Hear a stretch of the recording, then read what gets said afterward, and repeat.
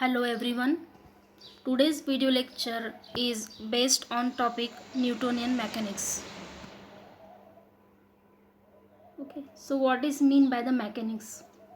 Mechanics is the science that describe and predicts the conditions of rest or motion of bodies under the action of forces. Mechanics is the study of three types of the bodies. First is the rigid bodies, second is deformable bodies, and third is the fluids. Study of rigid bodies is again divided into two types. First is the statistics, second is dynamics. Statistics concerns the equilibrium of bodies under the action of forces.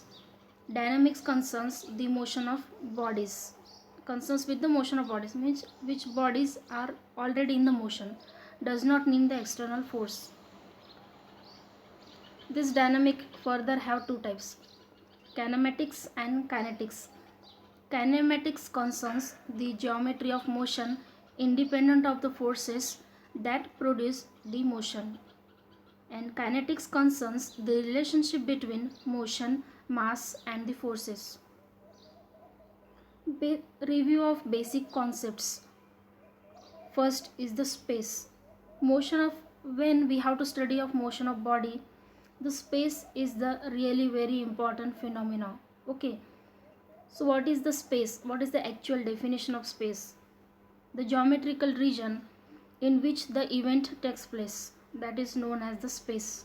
Okay, event takes place means in which coordinates or in which space, in which frame of reference the event takes place, that is known as the space. Okay, so what is mean by the frame of reference? Because here given that most machines will operate and move in three dimensional. Okay, and other examples are motion in straight line, for example along x-axis, that is the one dimensional. Motion in plane along xy axis, that is the two dimensional. Okay, one dimensional means like this is the x-axis. When body moving along the x-axis, that is the one dimensional. When body is moving along xy axis both, that is a two dimensional. When body is moving along three coordinates or three axes, that is known as the three dimensional space. If you consider this is the x-axis, this is the z, and this is the y, so this total three dimensional, this is known as the frame of reference, in which we have to study the motion of the particle. If particle is situated here, so here we can study it is the two dimensional. This is the two dimensional space, means motion of body is in the xy plane. This is the two dimensional. When particle is moving along x-axis like this in downward direction, this is the one dimensional. When particle is moving circularly and translationally, so this is the three dimensional motion. Okay, this type of motion we have to study in the region that is known as the space. Okay, next, when the here the concept of space is associated with position and orientation. Any point in three dimensional space can be defined by three coordinates x, y, and z measured from the certain reference point. The orientation of machine can be defined by three rotational angles, that is theta, phi, and psi. When there is a rotational motion, then x, y, z is replaced by these three coordinates theta, phi, and psi. Okay, both the position or orientation and time have to be used to define an event in the space. These coordinates are useful for definition of the event in that space. The mass is used to characterize the body in space. Okay, next is Newtonian mechanics assumptions. Here are four assumptions. You can see these four assumptions are here. First is there exists a primary inertial frame of reference fixed in space. Second is measurements made with respect to the reference, with respect to the frame reference is absolute. Third is time, space, and mass are absolute. Absolute means constant or fixed, that is known as absolute. Interaction between particles is instantaneous. Okay, these are the four assumptions. These assumptions are invalid if velocity are same as the order of velocity of light. When these assumptions are invalid, these assumptions are invalid only when these are invalid only when the velocities involved are same as the velocity of light. What is the velocity of light? Velocity of light is 3 into 10 raised to power 8 meter per second. Okay, when the velocity of the particle is same as velocity of light, that is 3 into 10 raised to power 8 meter per second, then this all four assumptions are invalid at that time. These are valid only when velocity is less than that of the velocity of light. Okay, assumptions of Newtonian mechanical applicable only when velocity is less than velocity of light. The assumptions are invalid if velocities involved are same as speed of light. For most engineering problems of machines on Earth's surface, the assumptions are valid.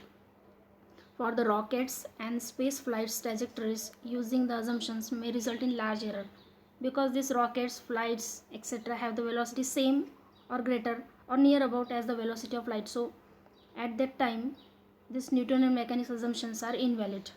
Okay. Next is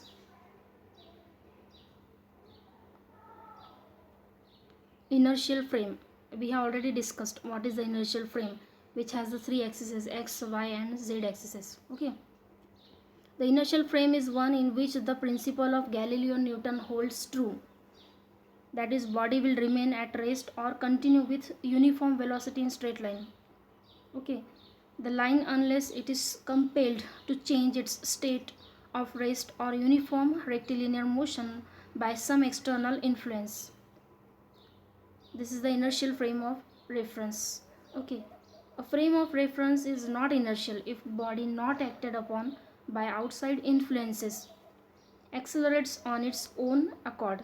That is a non-inertial frame of reference. All frames moving with rectilinear velocity with respect to the inertial frame are also inertial frames.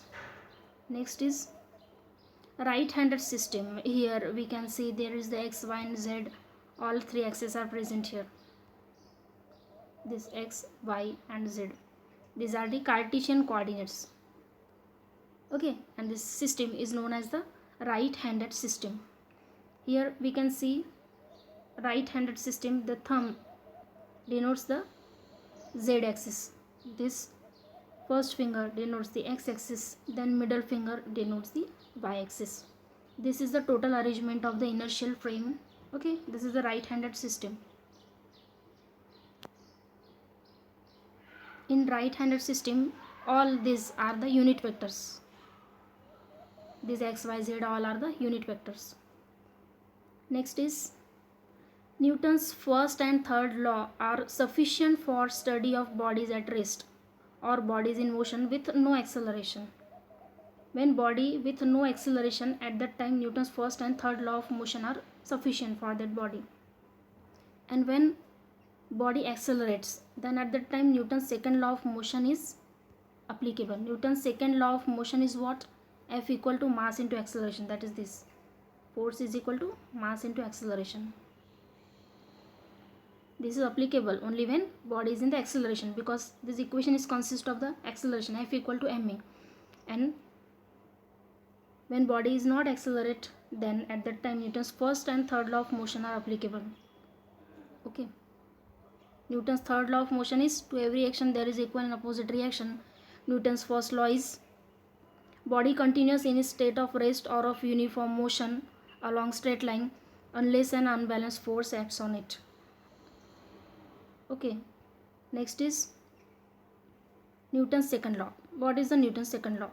Particle will have an acceleration proportional to magnitude of resultant force acting on it and in the direction of the resultant force, that is known as the Newton's second law.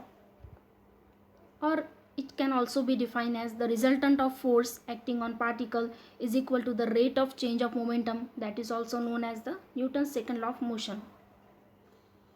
The sum of moments about O, that is the origin of the force acting on particle, is equal to rate of change of angular momentum of particle about O, that is also the Newton's second law of motion. Now here this image shows that the translational motion, we can see this train is moving in the straight line path, so this is the translational motion. When can object studied be regarded as a mass point? Here the basic concept we have to study is the mass point. First of all, what is the type of the motion? Here is the translational motion. We can see this is the translational motion as that train is moving in the straight line path. In second image we can see this is the rotational motion, as that wheel is continuously rotating around the axis passing through its center. This is known as the center of mass. About that point the rotational motion takes place, that is the center of mass, and that point is known as the mass point. Next, in third image we can see both the motions are present. This is also performing the translational motion with the rotational motion, as the wheels are rotating, the cycle going on forward. So rotational as well as the translational motion in this third image. Okay, then the motion of object. When we projectile rigid body means body does not have the proper shape and size, that is the rigid body. When we projectile the rigid body, the motion looks like complicated, means we cannot identify, that is the circular motion, translational motion or rotational motion, we cannot identify properly.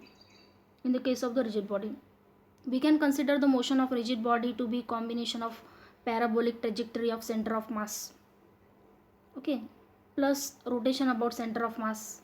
That can also be considered in this case of the rigid body, because already given that it is complicated, we cannot identify properly. Next is how to define center of mass of that particle system, which can be discussed in the next slide. Okay, here we can see the image at which C is given at the middle of that circle. Okay, that C is the center of mass. If point C is regarded as reference A and B, the points rotate with constant rotational speed, so the point C is actually the center of mass. In this image you can see that C is nothing but the center of mass about which all the points are rotating. Okay, next is we can summarize this important result as follows. What is the center of mass? We can summarize it easily. Here you can see the overall translational motion of system of particles can be analyzed using the Newton's law, as if mass were concentrated at the center of mass and the total external force were applied at that point. Okay, this is nothing but the center of mass. These are general result applied equally well as a solid object. This result can also be applied to the solid object, because this center of mass we are studying for the rigid body.